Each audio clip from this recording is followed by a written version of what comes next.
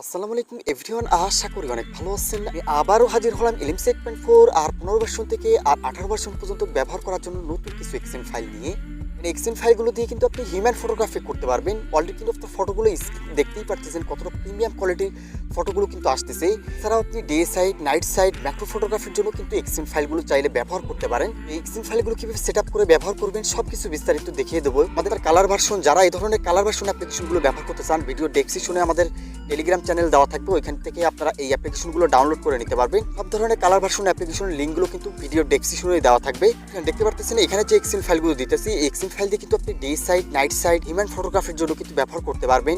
চাইলে কিন্তু আপনার ম্যাক্রো ফটোগ্রাফির জন্য কিন্তু এক্সেন ফাইলগুলো ব্যবহার করতে পারেন। খুবই প্রিমিয়াম কোয়ালিটির কিন্তু ফটোগুলো আসবে। অলরেডি কিন্তু আপনার কালারগুলো দেখছেন, লাইট রুমের প্রিসেটের মতো কালারগুলো কিন্তু আসতেছে। অনেক ফাইলটা দেখতে পারতেছেন, এটা দিয়েও কিন্তু আপনি সেলফির জন্য কিন্তু হিউম্যান ফটোগ্রাফি করতে পারবেন। পোর্ট্রেট মোডে একেবারে ডিএসএলআর কোয়ালিটি কিন্তু ফটোগুলো আসবে। তাছাড়াও কিন্তু আপনি ডে সাইডের জন্য, নাইট সাইডের জন্য কিন্তু ব্যবহার করতে পারেন। তবে আপনার রাতের জন্য কিন্তু হিউম্যান ফটোগ্রাফির জন্য এই এক্সেন ফাইলটা একেবারে বেস্ট হবে। আপনারা ব্যবহার করলে কিন্তু বুঝতে পারবেন। চ্যানেলে যদি নতুন হয়ে থাকেন অবশ্যই চ্যানেলটি সাবস্ক্রাইব করে দেবেন আর পাশে থাকা বেল আইকনটা প্রেস করে রাখবেন।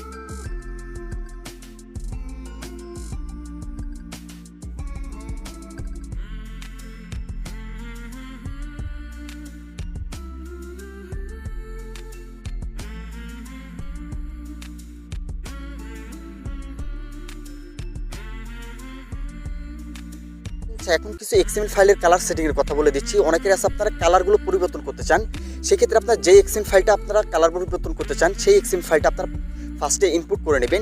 ইনপুট করার পরে এখান থেকে আপনারা সেটিং অপশনে চলে আসবেন।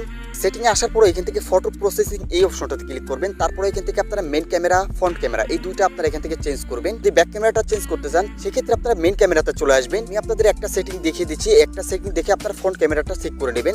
আচ্ছা, এখান থেকে আসার পর আপনারা মেন সেটিংয়ে আসবেন। মেন সেটিংয়ে আসার পরে এখানে উপরে দেখতে পাচ্ছেন শার্পনেস, এখানে ক্রোমা দেওয়া আছে। এই অপশনগুলো কিন্তু আপনি কনফিগ বানানোর সময় কিন্তু সেট আপ করে রাখছি। তো আপনারা আপনাদের মতো কিন্তু পরিবর্তন করে নিতে পারেন। যদি আপনারা বুঝতে না পারেন সেক্ষেত্রে কিন্তু এই অপশনটা আপনাদের ঘাটাঘাটি করার দরকার নাই।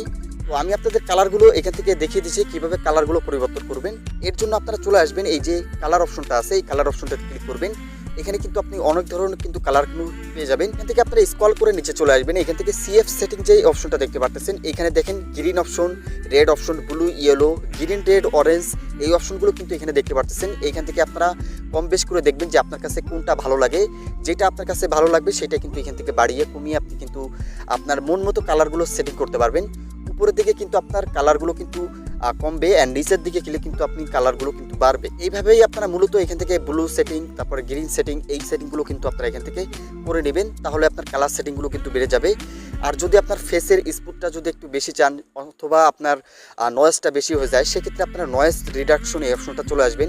এখানে দেখেন স্মুথ নামে একটা অপশন আছে, এই স্মুথে কিন্তু আপনার ডিফল্টে দিয়ে রাখছি।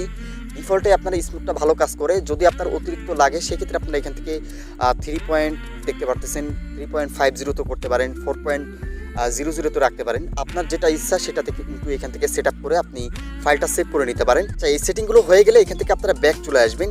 এছাড়াও কিন্তু আপনারা এখান থেকে নয়েজ রিডাকশন যে অপশনটা দেখতে পারতেছেন, এখানে আছে আপনার ফটো তোলার পর কিন্তু ফটোতে দেখবেন যে একটা ফাটা ফাটা ভাব আসে, ওইটা কিন্তু আপনার নয়েজের জন্য।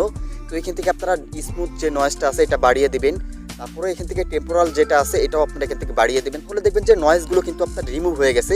আচ্ছা, এই সেটিংগুলো আপনি মন মতো করছেন, এইটা কীভাবে সেট আপ করবেন এটা সেভ করে নেওয়ার জন্য এখান থেকে কনফিগে চলে আসবেন। তারপরে এখান থেকে সেভ সেটিং, এখান থেকে আপনি আপনার নামটা লিখে দিতে পারেন অথবা আপনি আপনার মতো একটা নামে আপনার এক্সএম ফাইলটা তৈরি করে নিতে পারেন। তারপরে এখান থেকে যখনই আপনারা ইয়েস ক্লিক করবেন এই এক্সএমএল ফাইলটা কিন্তু আপনার এখানে সেভ হয়ে যাবে। আচ্ছা, ক্যামেরাতে আসার পর এখানে দেখতে পাচ্ছেন সাইফ এক্সএমএল কিন্তু একটা সেভ হয়ে আছে এক্সএমএল ফাইল। এক্সএমএল ফাইলটাই কিন্তু আপনারা মাত্র সেটিং করে সেভ করলাম আপনাদের সামনেই। এভাবে কিন্তু আপনারা সেভ করতে পারবেন।